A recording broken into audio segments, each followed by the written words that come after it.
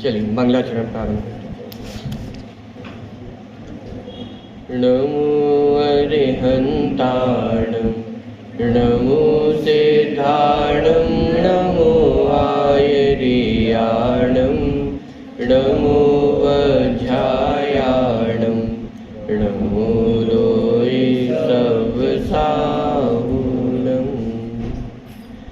मंगलं भगवान् वीरो मंगलं गौतमो गणी मंगलं कुंदकुंदादो जय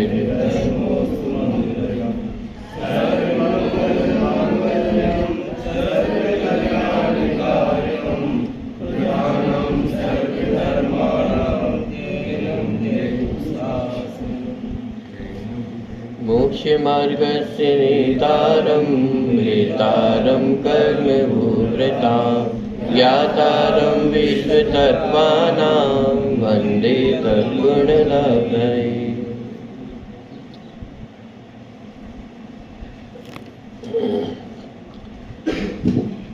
द्रव्य गुण पर्याय इस विषय पे हमारी चर्चा चल रही। कल हमने समझा था कि द्रव्य गुण पर्याय के विषय को समझना क्यों आवश्यक है। बहुत सारे कारण कल हमने समझे थे, उन सबको मैं पुनः नहीं दोहराऊंगा। आज डायरेक्ट द्रव्य गुण पर्याय के विषय को हम यहाँ से प्रारंभ करने जा रहे हैं। 3 चीज़ें हैं, द्रव्य, गुण और पर्याय। ये वो 3 चीज़ें हैं जिनसे मिलकर के संपूर्ण विश्व की रचना हुई है। यदि आपसे पूछा जाए कि इस विश्व में क्या क्या पाया जाता है, तो ये 3 चीज़ें ही पाई जाती हैं, द्रव्य, गुण और पर्याय। इन 3 चीज़ों के अलावा विश्व में और कुछ भी नहीं है। जो कुछ भी दिखाई दे रहा है, आप कह सकते हैं इतनी सारी चीज़ें तो हैं, चीज़ें कम थोड़ी ना है। अरे जो कुछ भी है वो सब या तो द्रव्य होगा, या तो गुण होंगे, या तो पर्याय होंगे। इन 3 चीज़ों के अलावा विश्व में और किसी भी चीज़ की सत्ता नहीं। प्रवचन सार जी में तो इन एक एक को सत्य कहा, द्रव्य सत्य, गुण सत्य और पर्याय सत्य। वो अलग चर्चा है, लेकिन ये समझना पूरे विश्व में द्रव्य, गुण और पर्याय ये 3 चीज़ें ही हैं। लघु जैन सिद्धांत प्रवेशिका में सबसे पहला प्रश्न खड़ा होता है, विश्व किसे कहते हैं। बाल बोध में आपने द्रव्य वाला पाठ पढ़ा हो, उसकी स्टार्टिंग यहाँ से होती है। बच्चा पूछता है अपने अध्यापक से कि हमने सुना है ऐसी ऐसी मिसाइलें बन गई हैं, ऐसे ऐसे बॉम्ब बन गए हैं कि एक यदि फट गया तो संपूर्ण विश्व का नाश हो जाए। तो ये संभव है क्या कि संपूर्ण विश्व का नाश हो जाए? क्या ये पॉसिबल है? इस बात को समझने के लिए हमें ये समझना होगा कि विश्व कैसे बना हुआ है। क्या इस विश्व को किसी ने बनाया है? जिस चीज को बनाया जाए उसका अंत तो निश्चित है, उसका अंत होना तो संभव है, लेकिन जिस वस्तु को बनाया ही ना गया हो उसका विनाश करना, उसको नष्ट करना भी संभव नहीं है। क्या परिभाषा पढ़ते हैं विश्व की? 6 द्रव्यों के समूह को विश्व कहते हैं। माने जहां जहां ये 6 द्रव्य पाए जाते हैं उसका नाम विश्व है। इस 6 द्रव्यों के समूह के अलावा विश्व और कुछ भी नहीं है। तो कहां पाया जाता है विश्व? कोला रस विश्व के अंदर है कि बाहर है? कि अरे विश्व के अंदर ही है। क्यों अंदर है? कैसे पता करा आपने? निर्णय करो, कोला रस में 6 द्रव्य है या नहीं है, जीव है या नहीं है, उद्गल है या नहीं है, धर्म अधर्म आकाश काल, ये 6 द्रव्य यहाँ पाए जाते हैं या नहीं पाए जाते हैं? 6 द्रव्य यहाँ पाए जाते हैं, इसका अर्थ यहाँ भी विश्व है। जहां हम नजरें घुमा करके देखेंगे वह सब इस विश्व का ही हिस्सा है, क्योंकि वहां 6 द्रव्य पाए जाते हैं। तो एक बात तो नक्की हुई, ये विश्व कैसे बना है? 6 द्रव्यों के समूह का नाम विश्व है। और ये 6 द्रव्य कब से पाए जाते हैं? इनका भी कोई जन्म नहीं है, ये भी अनादि से पाए जाते हैं। तो जब 6 द्रव्य अनादि से है तो ये विश्व भी कब से है? अनादि से है। इसको बनाने वाला कोई है क्या? कोई बना सकता है क्या? बनाने की आवश्यकता है क्या? कि ये विश्व अनादि काल से है और कब तक रहेगा? कैसी बात कर रहे हो आप? अभी छठा काल आएगा और उसके अंत में प्रलय आती है तो नष्ट नहीं हो जाएगा ये विश्व? कि अरे तब भी विश्व नष्ट होने वाला नहीं है।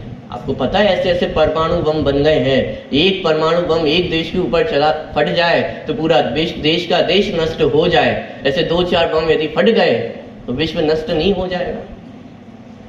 कि अरे विश्व इन बमों से नष्ट होने वाला नहीं है, जो कुछ भी होगा वो परिवर्तन होगा, लेकिन विश्व का नाश तो तब भी संभव नहीं है, क्योंकि विश्व को नाश करने के लिए 6 द्रव्यों को नष्ट करना होगा।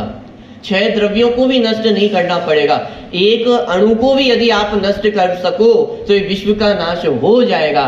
लेकिन गजब बात यह है कि एक अणु को भी नष्ट नहीं किया जा सकता है, तो 6 द्रव्यों के समूह को विश्व कहते हैं। फिर प्रश्न खड़ा हुआ, ये 6 द्रव्य कौन से हैं? नाम हम सभी को याद है, जीव, उद्गल, धर्म, अधर्म, आकाश, काल। ठीक है, 6 द्रव्य हैं।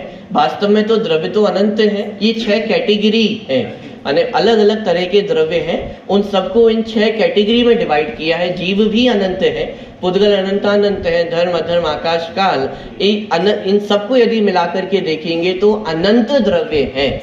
लेकिन इन अनंतानंत द्रव्यों को 6 कैटेगरी में डिवाइड किया गया है। जैसे आज अपन सबको डिवाइड कर रखा है ना, कोई जैन है, कोई हिंदू है, कोई सिख है, कोई ईसाई है, तो सब मनुष्य, लेकिन सब अलग अलग कैटेगरी में डिवाइड हैं। ऐसे ही द्रव्य तो अनंत है, लेकिन उन द्रव्यों को 6 कैटेगरी में डिवाइड किया गया है। वे 6 कैटेगरी हैं, जीव, उद्गल, धर्म, अधर्म, आकाश और काल।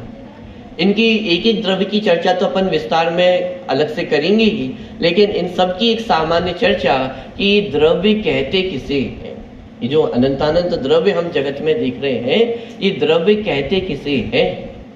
तो एक परिभाषा तो आपने लघु जैन सिद्धांत प्रवेशिका में पढ़ी है। क्या परिभाषा पढ़ी है? गुणों के समूह को द्रव्य कहते हैं। आवाज नहीं आ रही आप सभी की। द्रव्य किसे कहते हैं? बहुत बढ़िया, गुणों के समूह को द्रव्य कहते हैं। एक द्रव्य का लक्षण कल अपन 2 दिन से पढ़ रहे हैं। क्या लक्षण पढ़ा? सत द्रव्य लक्षणम। क्या लक्षण है? आवाज नहीं आई पोना। सत द्रव्य लक्षणम, की वस्तु का होना, उसकी हयाती, यही द्रव्य का लक्षण है। एक और परिभाषा इसी ग्रंथ में 38वें नंबर का सूत्र है, गुण पर्यायवत द्रव्यम। इसी अध्याय में आगे चल करके आप देखेंगे तो सूत्र मिलेगा आपको, गुण पर्यायवत द्रव्यम। ये सूत्र क्या कहता है कि जो द्रव्य है वह गुण और पर्यायों का समूह है। अब 3 परिभाषाएं हमारे पास सामने खड़ी हो गई है। गुणों के समूह को द्रव्य कहते हैं, गुण और पर्यायों के समूह को द्रव्य कहते हैं, और द्रव्य का लक्षण सत है। तो लक्षण वाली बात तो कल अपन ने समझ ली थी कि लक्षण और परिभाषा में क्या अंतर होता है। जैसे फॉर एग्जाम्पल, जीव का ही एग्जाम्पल अपन देखें, जिनवाणी में, जिनागम में जीव की परिभाषा क्या बताई, या जीव का स्वरूप क्या बताया? जिसमें ज्ञान दर्शन पाया जाता है उसे जीव कहते हैं। ठीक है, लेकिन जीव का लक्षण क्या बताया?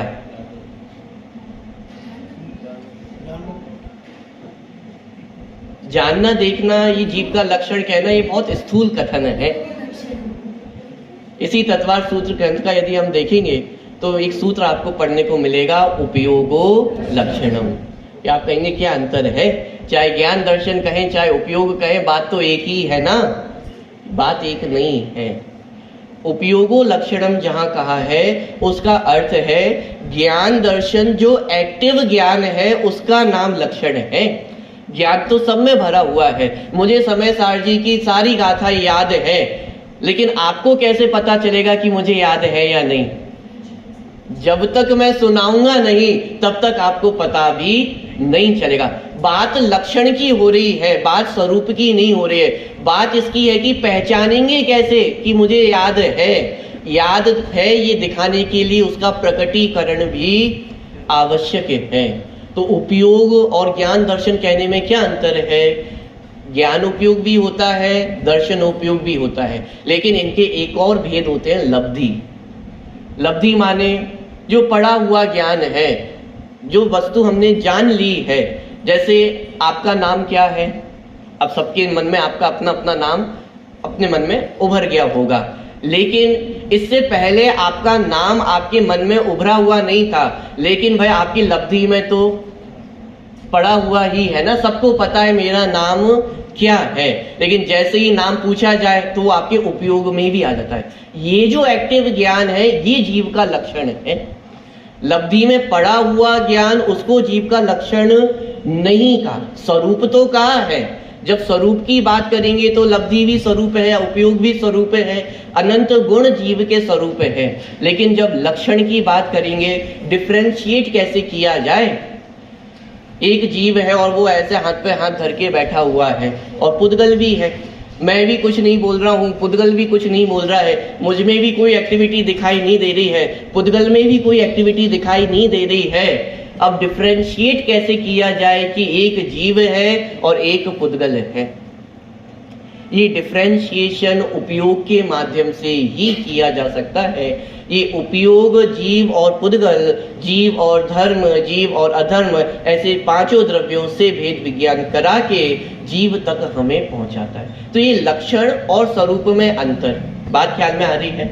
ऐसे ही गुणों के समूह को द्रव्य कहते हैं, गुण पर्यायों के समूह को द्रव्य कहते हैं। ये द्रव्य का स्वरूप है, ये द्रव्य की परिभाषा है।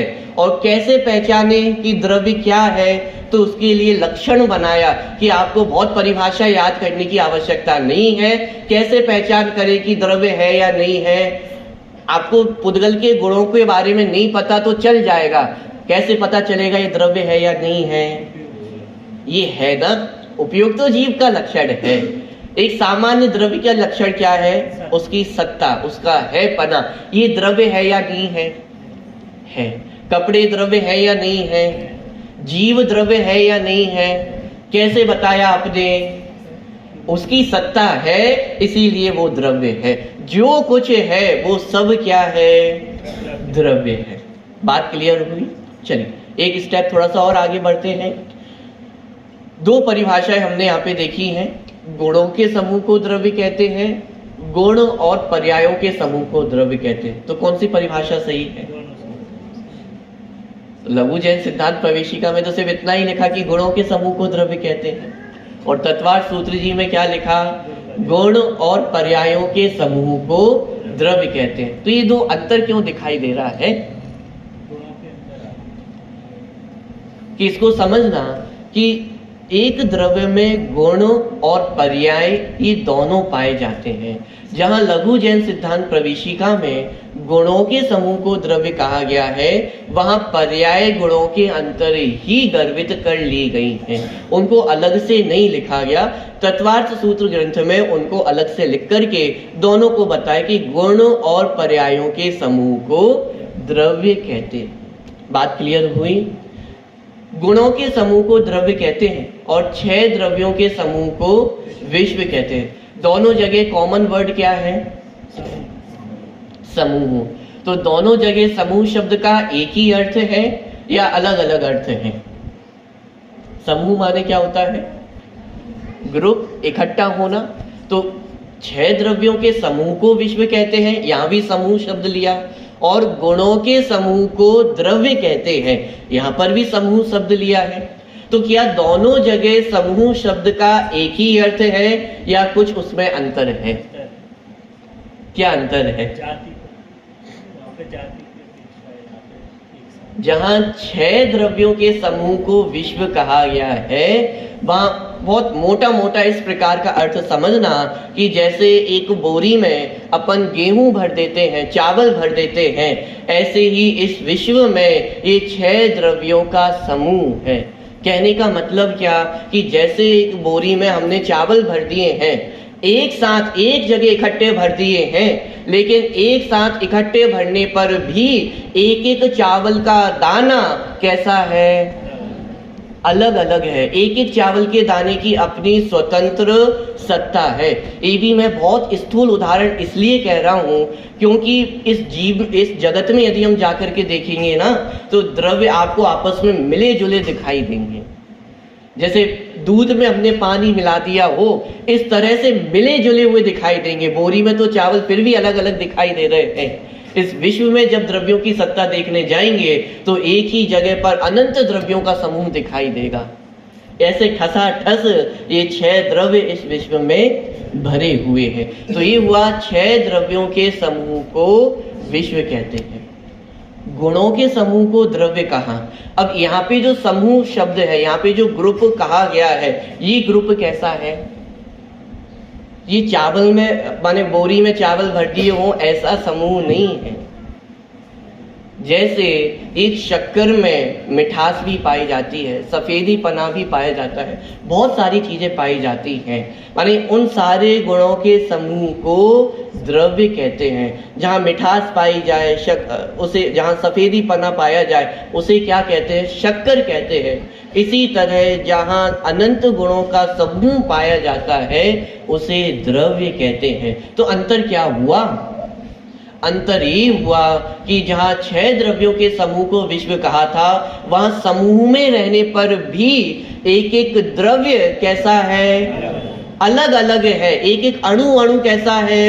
अलग अलग है। लेकिन जहाँ गुणों के समूह को द्रव्य कहा जा रहा है, वहां एक एक गुण अलग अलग नहीं है। और एक द्रव्य में कितने गुण पाए जाते हैं? ये तो विश्व इतना बड़ा है तो उसमें अनंत द्रव्य समाहित हो जाते होंगे। एक द्रव्य में कितने गुण हैं? अनंत गुण हैं। किसमें? वो छोटा सा जो परमाणु है ना, जिसका दूसरा विभाजन नहीं किया जा सकता है, उसमें भी कितने गुण पाए जाते हैं? अनंत गुण पाए जाते हैं। सब इतने से द्रव्य में इतने गुण कैसे रहते होंगे? यही तो जगत की व्यवस्था है कि इतने से द्रव्य में भी जिसका दूसरा विभाग भी ना किया जा सके। अरे एक निगोदिया जीव में भी कितने गुण हैं? अनंत अनंत अनंत गुण भरे हुए हैं। बात ख्याल में आ रही है? और ये अनंत गुण कैसे है? अलग अलग नहीं है। माने एक एक गुण अलग अलग नहीं है कि ज्ञान गुण कहाँ होगा कि वो यहाँ पे होता होगा, दर्शन गुण, चारित्र गुण, सुख, वीर, वो सब अलग अलग जगह होते होंगे कि अरे भाई ऐसा नहीं है। ज्ञान गुण संपूर्ण आत्मा में है, दर्शन गुण संपूर्ण आत्मा में है। जब भी हम कभी कल्पना करते ना गुणों की, तो हमारे मन में अपने आप डॉट डॉट सी बन जाती है कि कैसे गुण होंगे कि एक आत्मा है और उसमें ज्ञान है, दर्शन है, चारित्र है, सुख है, वीर है। अरे ऐसे नहीं है। कभी कभी हम जब ड्राइंग बनवाते छोटे छोटे बच्चों से, तो वो भी ऐसे गुणों को इस प्रकार बनाते हैं कि आत्मा बना दी, फिर उसमें ज्ञान, दर्शन, सुख, वीर, चारित्र ऐसे गुण दर्शा दिए। लेकिन आत्मा में ऐसे गुण नहीं होते हैं। ज्ञान गुण संपूर्ण आत्मा में है। लोक में अपन ऐसे कहते हैं ना, घुटनों में अकल है क्या? कोई ऐसे बेवकूफ़ी की बातें करे, कोई अज्ञानता की बात करे, तो हम क्या कहते हैं कि इसकी अकल तो घुटनों में है। लेकिन जैन दर्शन के अनुसार तो वास्तव में घुटनों में भी अकल है, वास्तव में वहां पर भी ज्ञान है। अरे आत्मा के संपूर्ण प्रदेशों में ज्ञान गुण है, संपूर्ण प्रदेशों में दर्शन है, संपूर्ण प्रदेशों में चारित्र है। ऐसे अनंत गुण प्रत्येक द्रव्य में ठसाठस भरे हुए हैं। उन गुणों की सत्ता अलग अलग नहीं है। आप जीव और पुद्गल को तो अलग अलग कर सकते हो, दूध और पानी को तो अलग अलग कर सकते हो, लेकिन ज्ञान और दर्शन, इन दो गुणों को अलग अलग नहीं किया जा सकता है। ये दोनों कैसे हैं? एक ही है, अलग अलग नहीं है। तो अंतर समझ में आया?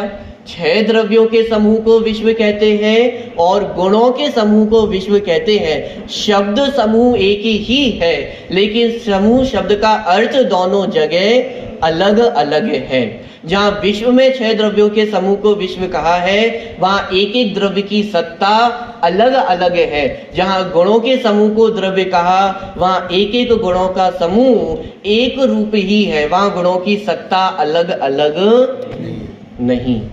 बात ख्याल में आ गई? चलिए, परिभाषा क्या है? गुणों के समूह को द्रव्य कहते हैं। अब गुणों के समूह को द्रव्य कहते, ये परिभाषा है क्या? परिभाषा तो क्या है? गुणों के समूह को द्रव्य कहते हैं। इसका मतलब द्रव्य में क्या पाया जाता है? गुण ही पाए जाते हैं, अवगुण पाए जाते हैं क्या? साहब क्या बताएं, हमारे बच्चों की बातें बहुत शरारती है, बहुत नालायक है, पढ़ते नहीं है, सुनते नहीं है। आजकल के बच्चों की तो और क्या ही बात करें, रात में खाना पानी छान करके नहीं पीते हैं, मंदिर नहीं जाते हैं। अवगुण है या नहीं है? हिसाब दिखते तो है अवगुण, ऐसा तो नहीं कह सकते कि अवगुण नहीं है, लेकिन परिभाषा तो यही बनाई है ना कि गुणों के समूह को द्रव्य कहते हैं। कहीं आज तक आपको ये परिभाषा लिखी मिली कि अवगुणों के समूह को भी द्रव्य कहते हैं?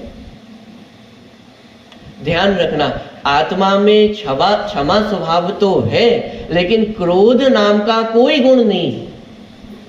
मार्दव स्वभाव तो है आत्मा का, मार्दव नाम का तो गुण है, लेकिन बार्द नाम की कोई गुण आत्मा में अवगुण को नहीं। इसका मतलब प्रत्येक द्रव्य में मात्र गुण ही पाए जाते हैं, अवगुण की तो सत्ता भी नहीं है। तो प्रश्न तो खड़ा होता है, तो फिर अवगुण आ कहां से जाते हैं? ये किसने अवगुण ला दिए है मुझ में? जब मैं अनंत गुणों का भंडार हूं, तो ये अवगुण आ कहां से गए हैं? गुण तो आत्मा में अनंत है, प्रत्येक द्रव्य में गुण कितने हैं? अनंत गुण है, और गुण ही है, अवगुण है ही नहीं। ये जो कुछ अवगुण हमें दिखाई देते हैं वह मात्र पर्याय में दिखाई देते हैं, और पर्याय में भी इन गुणों का ही विपरीत परिणमन है। अज्ञानता किसका नाम है? अज्ञानता नाम का गुण आत्मा में नहीं, मिथ्यात्व नाम का गुण आत्मा में नहीं है। क्रोध, मान, माया, लोभ, हिंसा, झूठ, चोरी, कुशील, परिग्रह, ये किसी भी प्रकार के अवगुण आत्मा में नहीं है। ये सब चारित्र गुण की ही विकारी पर्याय है गुण की ही सत्ता है। उसी गुण की जब विपरीत परिणमन होता है तो ये विकारी भाव अवगुण के रूप में देखने में आते हैं। लेकिन जब सत्ता देखने जाते हैं तो सत्ता किसकी मिलेगी? गुणों की ही सत्ता मिलेगी। अवगुण एक भी आत्मा में प्रवेश नहीं करता है। तो मेरे साहब अवगुण कराए किसने है? जब आत्मा में गुण थे, अनादि काल से गुण है, तो ये अवगुण कराता कौन है? कौन कराता है अवगुण? आठों कर्म कराते हैं ना। ज्ञानावरण कर्म के कारण ज्ञान नहीं होता है, दर्शनावरण के कारण दर्शन नहीं होता है, चारित्र मोहिनी के दर्शन मोहिनी चारित्र मोहिनी के कारण हम सुखी नहीं हो पाते हैं। तो ये अवगुण कौन कराने वाला है? गंभीरता से विचार करके देखेंगे। आपने बाल बोध में 8 कर्मों का पाठ पढ़ा ही होगा। ज्ञानावरण कर्म की परिभाषा क्या है? जो ज्ञान पे आवरण डाले उसे ज्ञानावरण कर्म कहते हैं। ये परिभाषा अधूरी है। इतनी सी परिभाषा नहीं लिखी है वहां पे। क्या परिभाषा लिखी है? किसी को भी याद नहीं आ रही है? ज्ञानावरण कर्म की परिभाषा थोड़ा सा हिंट दूं। उपादान की तरफ से परिभाषा क्या बनेगी ज्ञानावरण कर्म की?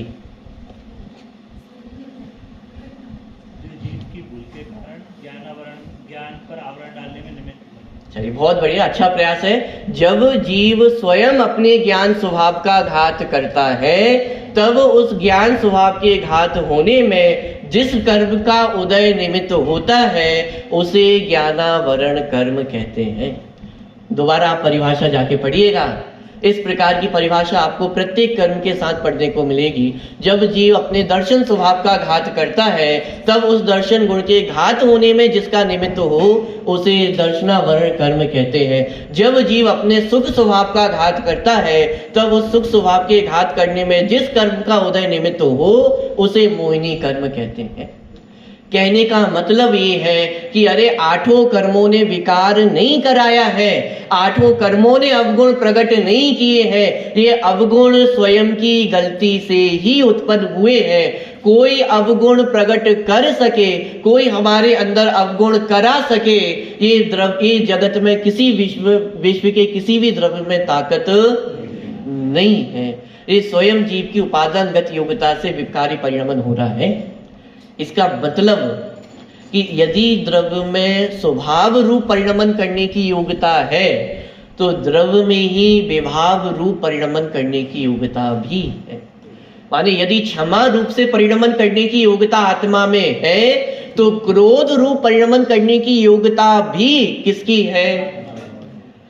घबराना नहीं कि साहब अभी तक तो हमने ये पढ़ा है कि आत्मा ज्ञानानंद स्वभावी है, शुद्ध स्वभावी है, और आप ये कह रहे हो कि क्रोध करना ये भी आत्मा की शक्ति है।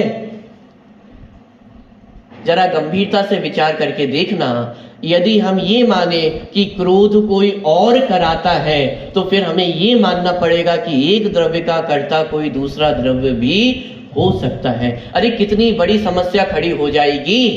क्या समस्या खड़ी हो जाएगी? कि कभी कोई सिद्ध दशा को प्राप्त ही नहीं कर सकेगा। क्यों? यदि कर्म विकार करा सकते हो तो वो आपको छोड़ेंगे ही क्यों? यदि कोई बलवान है तो वो अपने बलवान पने को कभी छोड़ेगा? कोई यदि सत्ता में है तो अपनी सत्ता कब छोड़ना चाहेगा? क्यों छोड़ना चाहेगा? जब मेरी चल रही है, सब मेरी बात मान रहे हैं, मैं बलवान हूं, तो अपने बलवान पने को, अपनी सत्ता को कौन छोड़ना चाहेगा? यदि कर्मों की जीव पे चल रही होती तो फिर कर्म अपनी चलती हुई अच्छी खासी गाड़ी को क्यों छोड़ते? क्यों किसी को सिद्ध बनने देते? और जो सिद्ध बन गए उनको भी वापस इस संसार में ले आते ना, क्योंकि कर्म वगणा है, जो कर्म है वो तो सिद्धालय में भी है। बिल्कुल ठसाठस कार्बन वगैरह भरी हुई है हमारे चारों तरफ, पूरे तीनों लोक में एक कार्बन वगैरह ठसाठस भरी हुई है। तो कर्म तो ऊपर भी है, सिद्धालय में भी है। यदि कर्म जबरदस्ती विकार करा सकते होते तो फिर वो जबरदस्ती सिद्धों को वापस इस संसार में ले आते ना। इससे हमें ख्याल में आता है कि ये विकार भी जीव की स्वयं की ही योग्यता है। तो साहब क्रोध करने की भी स्वयं की योग्यता है, फिर तो बड़ी समस्या हो गई। अरे समस्या नहीं है, स्वतंत्रता का उद्घोष ही किया है कि कोई आपको विकार कराने में समर्थ नहीं है। जितनी हमारी पराधीन वृत्ति है उस सब का निषेध हो गया है। बच्चों से पूछा जाए कि साहब एग्जाम में फेल क्यों हो गए, कि क्या बताए, स्कूल अच्छा नहीं था, मास्टर जी अच्छे से नहीं पढ़ाते थे, एग्जाम की एक दिन पहले ही बहुत बैंड बाजे बज रहे थे, कोई जुलूस निकल रहा था, पढ़ाई ही नहीं कर पाया इसलिए फेल हो गया। जैन दर्शन क्या कहता है? क्यों फेल हुए हो? कि फेल कराने की योग्यता, फेल कराने की शक्ति विश्व में किसी के पास भी नहीं है। यदि फेल हुए हो तो स्वयं की योग्यता से हुए, तो फिर घबराने की आवश्यकता है? अरे घबराने की आवश्यकता नहीं है। यदि फेल होने की योग्यता स्वयं में है तो फर्स्ट आने की योग्यता भी, आपको कहीं बाहर जाकर के खोजने की आवश्यकता नहीं है। यदि विकार रूप परिणमन करने की योग्यता मुझ में है तो अविकारी होने की योग्यता भी मुझ में ही पड़ी हुई है। कहीं आपको बाहर खोजने की आवश्यकता नहीं है। कितना स्वतंत्र कर दिया है। कोई किसी का करता धरता नहीं है। आदिनाथ भगवान की अपन अभी पूजन पढ़ी थी, जयमाला अपन पढ़ते हैं। क्या पढ़ते हैं? मारी दीन तड़ी सुन, और बहुत लंबी चौड़ी विनती है, उसमें बहुत सारा अपनी हालत बताई गई है कि कैसी कैसी अवस्थाओं में मैं रहा हूं, कैसी कैसी हालत मेरी हुई है। किसने की है ये हालत? अन्य दर्शनों में तो एक बहुत अच्छी सुविधा है, भगवान पे सब कुछ डाल देते हैं, जैसा भगवान चाहते हैं वैसा होता है। हम क्या कर सकते हैं, हम तो खिलौने हैं। तो भगवान करा रहा है ये सब? ये भगवान के आधीन तो नहीं है, तो कौन करा रहा है ये सब? हम वो भगवान पे आरोप डाल देते हैं, हम 8 कर्मों पे आरोप डाल देते हैं कि साहब क्या करें, 8 कर्मों के बीच में घिरे हुए हैं। कभी ज्ञानावरण आ जाता है, कभी दर्शनावरण आ जाता है, एक के बाद लगे ही तो है ये 8 कर्म, जबरदस्ती परेशान करने लगे हुए हैं। एक भजन आता है, उसमें पंक्ति आती है कि 8 कर्मों के बीच अकेली आत्मा, बिचारी आत्मा। कैसी है आत्मा? ये 8 कर्म है और उन्होंने एक आत्मा को घेर करके रखा हुआ है, तो बहुत बिचारी है ना आत्मा। कि अरे आत्मा विचारी नहीं है। आठों कर्मों ने घेर कर रखा हुआ होने पर भी आज तक एक भी कर्म ने आत्मा को स्पर्श नहीं किया है, छुआ तक नहीं है। बात ख्याल में आ रही है कि नहीं आ रही है? आठों कर्मों के बीच में रहती हुई भी ये आत्मा पूर्ण रूप से सुरक्षित है। एक बाल भी बांका नहीं कर सके 8 कर्म। तो फिर आप एक बात बताइए, हम संसार में क्यों है? मोक्ष मार्ग प्रकाशक 3 में टोडरमल जी ने भी संसार की परिभाषा लिखी कि ये 8 कर्म रूप दशा को ही संसार कहते हैं। तो ये 8 कर्मों के कारण ही संसार है ना, कि अरे भाई ये 8 कर्म तो हमारी भूल का परिणाम है, रिजल्ट है। हम अपने आप को भूले हुए हैं, इसीलिए 8 कर्मों का बंधन है। यदि हम अपने आप को पहचान जाएं तो ये 8 कर्म कब तक हमारे साथ रहेंगे? एक बार अपने आप को पहचान करके तो देखो, अपने गुणों को पहचान करके देखो। अपने गुणों की पहचान नहीं है, यही अवगुण है, इसके अलावा अवगुण और कुछ भी नहीं। रात्रि काल में देखा ना, छवा स्वभाव को नहीं पहचानना, इसी का नाम क्रोध है। मार्दव स्वभाव को नहीं पहचानना, इसी का नाम मान है। क्षमा स्वभाव तो अनादि काल से पड़ा हुआ है। देरी किस बात की है कि उसको जानना मात्र है, बनाना भी नहीं है। परिभाषा क्या है? गुणों के समूह को द्रव्य कहते हैं। उन गुणों में से एक भी गुण को बनाना है क्या? आप कैसी बात कर रहे हो? केवल ज्ञान बनाना है कि नहीं बनाना है? सिद्ध दशा बनानी है कि नहीं बनानी है? अनंत सुख बनाना है कि नहीं बनाना है? सम्यक दर्शन बनाना है कि नहीं बनाना है? क्या कहा जा रहा है? परिभाषा क्या है? गुणों के समूह को द्रव्य कहते हैं। इसका मतलब ये गुण कब से पाए जा रहे हैं? अनादि काल से पाए जा रहे हैं। इन गुणों को बनाना है क्या? गुणों को बनाना होता तो भी एक नई आफत हमारे सामने होती, एक नया परिश्रम हमारे सामने होता। लेकिन वस्तु व्यवस्था इतनी सुंदर है कि आपको कुछ भी बनाना नहीं है। अनंत गुण ऑलरेडी आपको गिफ्टेड है। एक गुण भी बनाने की आवश्यकता नहीं है। कि साहब कुछ भी कहो, लेकिन सिद्ध दशा जब होगी, सिद्धालय में यदि जाना है तो 2-4 गुण तो बनाने पड़ेंगे ना। अभी जितने गुण है उससे 2-4 गुण बढ़ेंगे तब तो सिद्धालय में जाएंगे ना।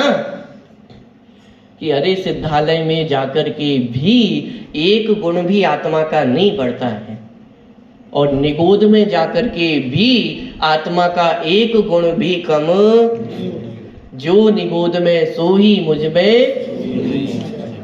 अंतर भेद कछु भी नाही। ये भेद तो हम गिन रहे हैं, लेकिन जिनेन्द्र भगवान क्या कह रहे हैं? अरे तुम भी किसके समान हो? हमारे समान हो। या हमें भी किसके समान कहा गया है?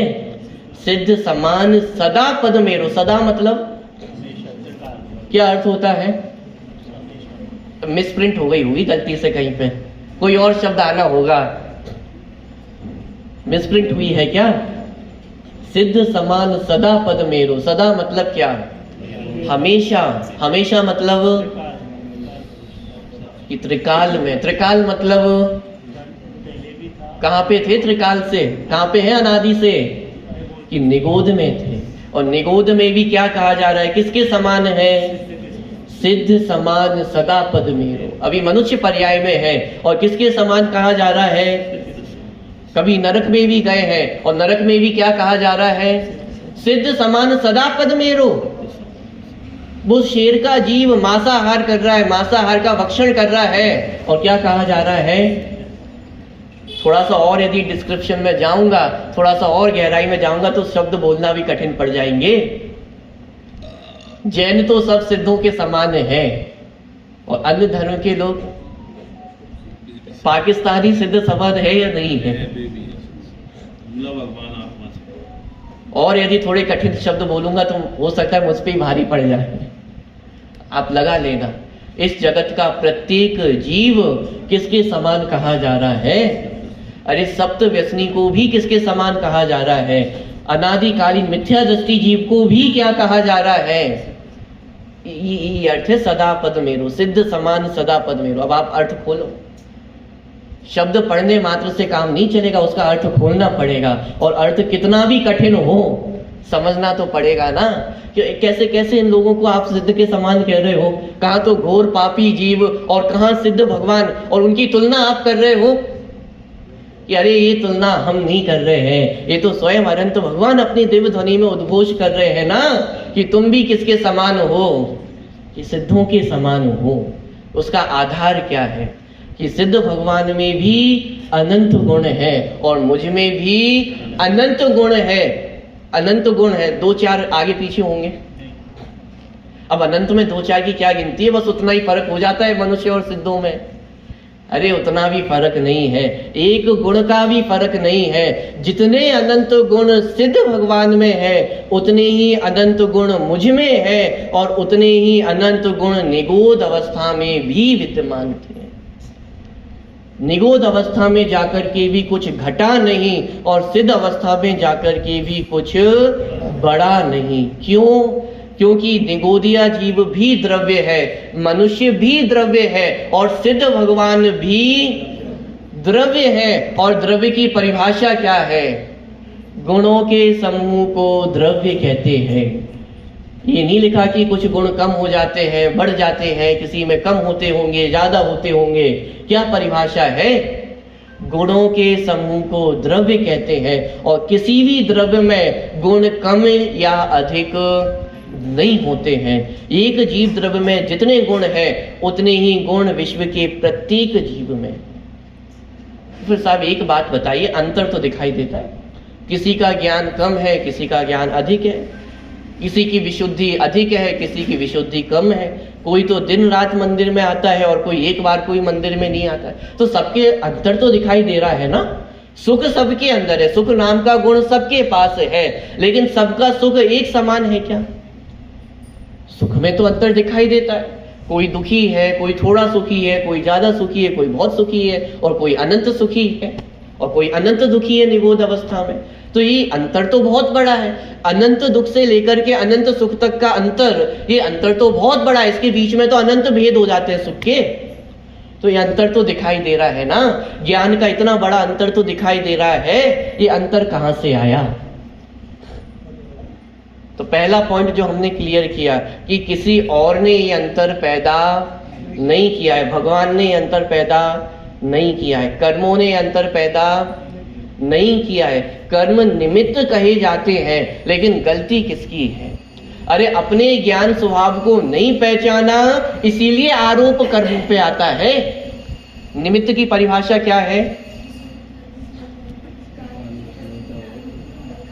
अनुकूल होने का आरोप आता है। निमित्त तो बेचारा फंस जाता है, करते आप हो, और आरोप किस पे आ जाता है? आरोप माने जैसे आप कहीं फंस जाओ कि कार्य तो किसी और ने किया और फंस कौन गया? कि आप फंस गए। तो ऐसे ही ये निमित्त पे तो आरोप आ रहा है, गलती आपने की है, और नाम किसका आ जाता है? कर्मों पे आरोप आ जाता है कि साहब कर्मों के कारण हम सुखी नहीं हो पा रहे, कर्मों के कारण ज्ञान नहीं बढ़ पा रहा है। गलती कर्मों की नहीं है, गलती किसकी है? गलती स्वयं की है। स्वयं ने अपने स्वभाव को नहीं पहचाना, अपनी परिपूर्णता को नहीं पहचाना, तो गलती की किसने है? गलती तो स्वयं ने की है, और आरोप किस पे डालता है? ये चतुराई काम आने वाली है क्या? अरे लोक में भी ये चतुराई काम नहीं आती है। यदि आपको सफल होना है तो आपकी सफलता असफलता दोनों का उत्तरदायित्व किसको लेना होगा? जो व्यक्ति स्वयं पे उत्तरदायित्व लेता है वो ही अपने जीवन में आगे बढ़ता है। तो यदि मोक्ष मार्ग में भी आगे बढ़ना है तो अपने विकारों का उत्तरदायित्व भी किसे लेना होगा? दूसरों पे आरोप डाल करके काम चलने वाला नहीं है। कर्मों ने आप ये विकार उत्पन्न नहीं कराए, कर्म तो निमित्त मात्र है। जब स्वयं को नहीं पहचानते हैं तो आरोप कर्मों पे जाता है। आपने वो वाली कहानी सुनी होगी, करोड़पति ऑटो रिक्शा वाला। सुनिए सबने कहानी कि है करोड़पति, लेकिन अभी कैसा घूम रहा है? ऑटो रिक्शा चला रहा है, गरीब बन के घूम रहा है। गलती क्या है उसकी? ज्ञान नहीं है। किसका ज्ञान नहीं है? कि मैं करोड़पति हूं, इस बात का ज्ञान ही तो नहीं है। करोड़ रुपए बनाने हैं क्या? करोड़ रुपए बनाने नहीं है, कमाने नहीं है, मात्र ज्ञान करना है, श्रद्धान करना है कि मैं कौन हूं, करोड़पति हूं। ऐसे ही इन अनंत गुणों को बनाना नहीं है, मात्र ज्ञान करना है, श्रद्धान करना है कि मैं भी कैसा हूं, कि अनंत गुणों का धारी हूं। जब अपने आप को हम अनंत गुणों का धारी देखते हैं तो पर्याय में भी अनंत गुण प्रकट हो जाते हैं। दूसरी बात, फिर जो ये सारी अशुद्धता दिखाई दे रही है तो गुण अशुद्ध हो जाते होंगे, गुण अशुद्ध हो जाते होंगे ना, तब तो अशुद्धता है कि 3 काल में आज तक कोई भी गुण अशुद्ध नहीं हुआ है। तो ये अशुद्धता आती कहां से? आप सच सच तो बताओ, ये अशुद्धता है कहां? कि जितनी अशुद्धता है वो मात्र पर्याय में है। द्रव्य भी पूर्ण रूप से शुद्ध है, गुण भी पूर्ण रूप से शुद्ध है, और आज तक अनादि काल से आज तक एक गुण भी अशुद्ध रूप नहीं हुआ है। मात्र उनके परिणमन में विकारी और अविकारी पना पाया जाता है। जितनी अशुद्धता है वो मात्र पर्याय का परिणमन मात्र है, इसके अलावा द्रव्य में और कहीं भी अशुद्धता नहीं है। बात ख्याल में आ रही है? समय सार जी की छठी गाथा अपन पढ़ते हैं, वहां पे एक बात आती है कि जो प्रमत्त भी नहीं है और अप्रमत्त भी नहीं है। अभी एक और नई समस्या खड़ी हो जाती है कि आत्मा अशुद्ध नहीं है, ये बात तो हमें समझ में आ गई। अब लेकिन आपने एक और नई कहानी खड़ी कर दी, आत्मा शुद्ध भी नहीं है। क्या? प्रमत्त माने, यदि सरल भाषा में कहूं तो प्रमत्त माने अशुद्ध और अप्रमत्त माने शुद्ध। तो जो प्रमत्त भी नहीं है और अप्रमत्त भी नहीं है, कि आत्मा प्रमत्त भी नहीं है, अशुद्ध नहीं है, ये बात तो हमें ख्याल में आ गई। लेकिन अब आप एक स्टेप आगे और बढ़ करके कहते हो कि आत्मा शुद्ध भी नहीं है, तो अब तो ये बिल्कुल बाउंसरी चला जाता है। कहना क्या चाहते हो? आत्मा आखिर है कैसी, ये द्रव्य आखिर है कैसा? वहां जो ये लिखा है कि आत्मा प्रमत्त भी नहीं है, अप्रमत्त भी नहीं है, कहने का तात्पर्य ये है कि अशुद्धता के जाने पर मैं शुद्ध होता हूं, ऐसी शुद्धता आत्मा में नहीं है। तो फिर कैसी शुद्धता है? कि वो शुद्धता है जिसे कभी शुद्ध होना नहीं है। मैं आपसे पूछूं कि आप जेल से कब बाहर आए? अरे कब बाहर आए? जेल से बाहर हो या नहीं हो? जेल से बाहर हो ना, तो ये तो पूछ रहा हूं कब बाहर आए।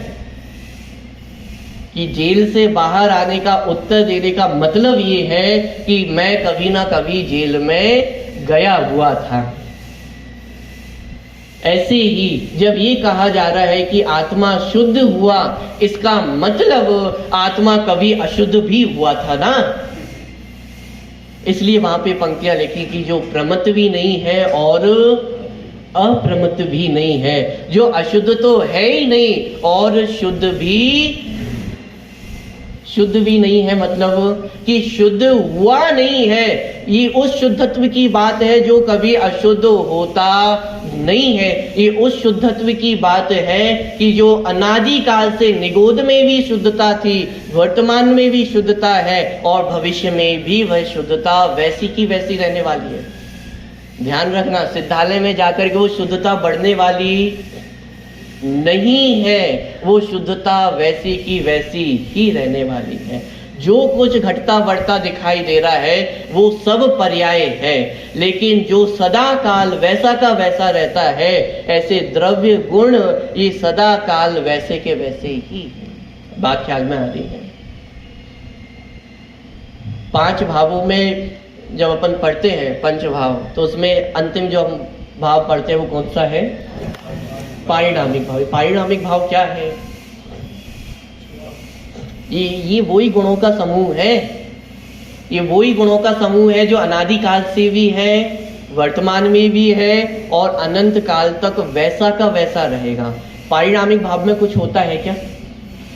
औदिक भाव, छायोक्षमिक भाव, छायिक भाव, इन सब में तो कुछ ना कुछ होता रहता है, कम बढ़ ज्यादा पना ये सब होता रहता है। लेकिन पारिणामिक भाव इन सबसे निरपेक्ष भाव है। कहने का मतलब उसमें कभी भी कुछ भी होता नहीं है, वो सदा वैसा का वैसा ही रहता है। इसका अर्थ है गुणों के समूह का नाम द्रव्य है। कितना विस्तार कर सकते हैं? गुणों के समूह का नाम द्रव्य है। पॉइंट कितने निकल रहे हैं? इसका मतलब द्रव्य में अवगुणों की सत्ता भी नहीं है। ये गुण जीव में कब से है? प्रत्येक द्रव्य में कब से है? कि अनादि से है और अनंत काल तक रहने वाले हैं। कम ज्यादा हो जाते हैं क्या? कम ज्यादा भी नहीं होते हैं। निगोद में कम भी नहीं होते हैं, सिद्धालय में जाकर के बढ़ते भी नहीं है। तो ऐसे गुणों के समूह का नाम द्रव्य है। बात क्लियर हुई? थोड़ा सा और आगे बढ़े। साहब ये गुणों के समूह को द्रव्य कहते हैं, तो कितने गुण होते हैं? कितने गुण पाए जाते हैं? सब आत्मा के गुण तो हमें पता है, ज्ञान, दर्शन, सुख, वीर, चारित्र, 6 सामान्य गुण और इसमें जोड़ लीजिए, हो गए? नहीं, अभी 47 शक्तियां भी जोड़ लीजिए, हो गए? कितने गुण हैं आत्मा के? 100 होंगे, 200 होंगे, 1000 होंगे। अरे अनंत गुण है। और अनंत माने जिनका कोई अंत नहीं है, जिनकी गिनती करना संभव नहीं है, ऐसे अनंत अनंत अनंत गुण किसमें है? आत्मा में है, जीव में है। तो होगा कोई ऐसा जीव जिसमें अनंत गुण पाए जाते होंगे? अरे वो जीव द्रव्य मैं हूं, इसकी पहचान होती है या नहीं होती है?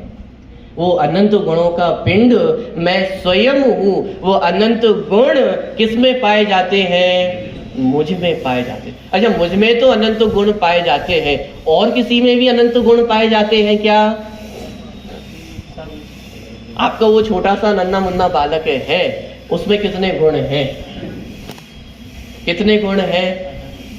आप क्या बताएं? अभी तो कुछ भी पता नहीं चलता है क्या गुण है, पता नहीं क्या करेगा बड़े होकर के।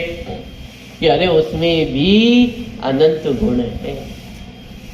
बाहर कुत्ते बिल्ली आदि दिखाई देते हैं, गधा दिखाई देता है, कितने गुण हैं उसमें? अनंत गुण है।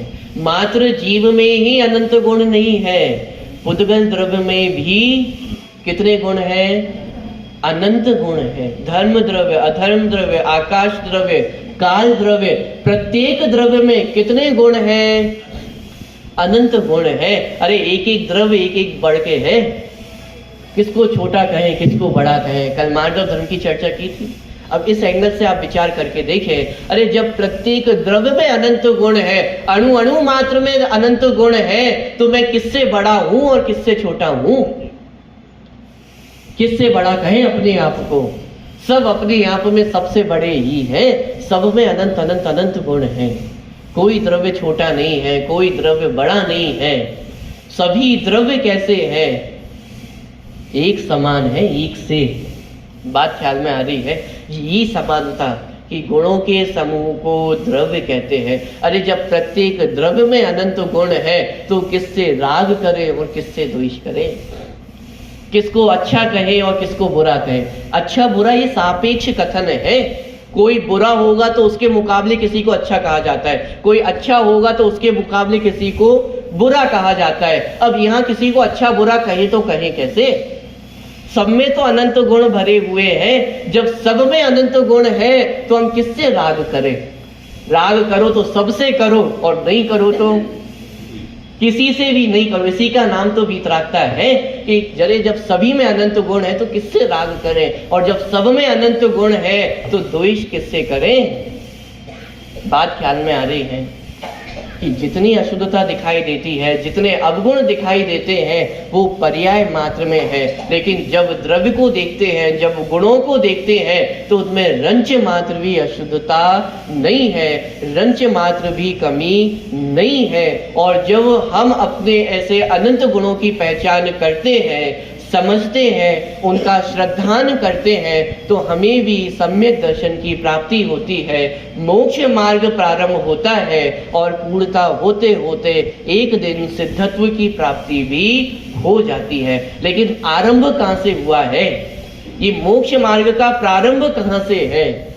कि जो बना बनाया भगवान आत्मा है, उस बने बनाए भगवान आत्मा को देखना मात्र है। बनाया तो तब जा सके जब आप गुणों को बना सको, ज्ञान को बना सकते हो, दर्शन को बना सकते हो। आत्मा के अनंत गुणों में से एकाध द्रव्य गुणों को आप बना सकते हो क्या? कि जब एक गुण को नहीं बना सकते हैं तो द्रव्य को बनाना संभव है क्या?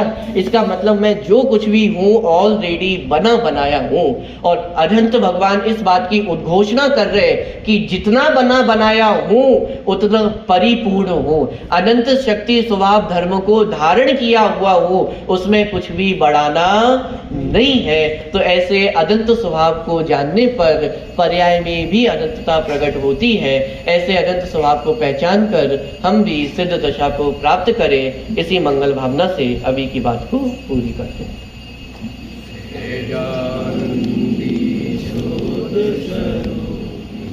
अविनाशी